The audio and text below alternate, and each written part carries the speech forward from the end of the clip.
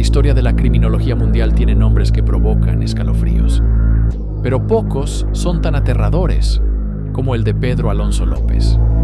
Si Luis Alfredo Garavito fue la bestia, Pedro Alonso López fue un fantasma que devoró la inocencia de 3 naciones enteras bajo la sombra de la cordillera de los Andes. Se le atribuyen más de 300 víctimas, todas niñas de entre 8 y 12 años. Su escenario no fue una ciudad, sino un continente. Todo comenzó a salir a la luz en 1980, en Ambato, Ecuador. Tras unas lluvias torrenciales que sacudieron la región, el agua no solo trajo lodo, sino restos humanos. Lo que los lugareños pensaron que eran huesos antiguos, resultaron ser los cuerpos de decenas de niñas desaparecidas. La policía ecuatoriana se dio cuenta de que no estaban buscando a un delincuente común, sino a un depredador sistemático que utilizaba la inmensidad de las montañas para ocultar sus pecados. Pedro Alonso López no solo mataba, él se consideraba el dueño de esas vidas, operando con una impunidad que desafiaba cualquier lógica policial de la época. Para entender al monstruo de los Andes, debemos viajar a 1948, en Santa Isabel, Colombia. Pedro nació en medio de la violencia, un periodo de guerra civil sangrienta. Fue uno de los 13 hijos de una mujer que se ganaba la vida en la prostitución. Su infancia terminó a los 8 años, cuando su propia madre lo expulsó de casa tras encontrarlo espiando sus encuentros íntimos. Solo en las calles de Bogotá, Pedro aprendió que el mundo era un lugar hostil. Fue víctima de abusos brutales por parte de adultos y terminó en centros de reforma que eran, en realidad, escuelas de odio. A los 18 años, fue enviado a una prisión de adultos por robo de autos. Fue allí, tras las rejas, donde su mente se quebró definitivamente. Tras ser violado por varios reclusos, Pedro Alonso López tomó una decisión. Nunca más sería la presa. Mató a sus agresores dentro de la cárcel y al salir, su sed de venganza no se dirigió contra los hombres que lo lastimaron, sino contra lo más sagrado de la sociedad, las niñas indefensas. Según sus propias palabras, él quería robarles la pureza que a él le habían arrebatado. A diferencia de otros asesinos seriales que limitan su radio de acción a una ciudad o un país, el monstruo de los Andes convirtió a Sudamérica en su tablero de ajedrez. Su movilidad era asombrosa.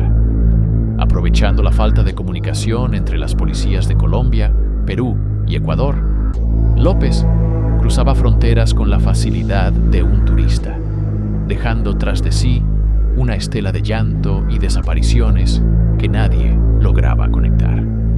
Su método era tan simple como efectivo, basado en una observación cínica de la pobreza. Se acercaba a los mercados populares, plazas y estaciones de bus, donde abundaban niñas que ayudaban a sus padres en el comercio, o simplemente jugaban mientras esperaban. Con una voz suave y una apariencia que muchos describieron como tranquila, les ofrecía baratijas, dulces o promesas de mostrarles algo maravilloso en el campo. López no necesitaba fuerza bruta inicialmente. Utilizaba la vulnerabilidad económica y la inocencia. En Perú, se estima que asesinó a más de 100 niñas. En las zonas rurales de Ayacucho y Cajamarca, su presencia era como la de un espíritu maligno. Las madres hablaban de un hombre que se desvanecía en la niebla de los Andes. Lo que el mundo no sabía era que López estaba perfeccionando su ritual. No buscaba solo el acto delictivo, sino la sensación de divinidad al decidir quién vivía y quién moría. En sus confesiones posteriores, diría con una frialdad aterradora: «Yo no soy un criminal, soy un hombre que ama la libertad y que quería limpiar el mundo». Esta distorsión de la realidad lo convertía en un enemigo invisible y extremadamente peligroso. La caída de Pedro Alonso López fue tan dramática como sus crímenes. En 1980, en un mercado de Ambato, Ecuador, intentó secuestrar a una niña de 9 años. Pero esta vez, algo falló. La menor gritó, y un grupo de comerciantes, alertados por la ola de desapariciones en la zona, lo rodearon. La justicia popular en los Andes es implacable. Los indígenas locales lo capturaron, lo golpearon y estaban a punto de quemarlo vivo en una hoguera improvisada. Fue la intervención de un misionero y la llegada de la policía lo que irónicamente salvó la vida del monstruo. Una vez en custodia, López comenzó a jugar su última carta. Ante los ojos incrédulos de los investigadores ecuatorianos, el hombre no negó nada. Al contrario, empezó a jactarse. Ustedes solo conocen a las de aquí, pero yo he matado a cientos por todo el continente, declaró. Para probar su palabra, la policía lo llevó a un terreno baldío en Ambato. López, con una calma que perturbó a los peritos forenses, empezó a señalar puntos exactos en la tierra. Aquí hay una, aquí hay otra. Esta llevaba un vestido rojo. A medida que las palas cavaban, la realidad golpeaba a la nación. Uno tras otro, empezaron a aparecer restos óseos. En un solo sitio, se recuperaron 53 cuerpos. López sonreía ante las cámaras, disfrutando de su macabra fama, y confesó un total de 310 asesinatos, aunque la justicia solo pudo procesarlo por los ocurridos en suelo ecuatoriano. Aquí es donde la historia de Pedro Alonso López deja de ser un caso cerrado para convertirse en una pesadilla activa. Debido a las leyes de Ecuador en los años 80, la pena máxima era de solo 16 años.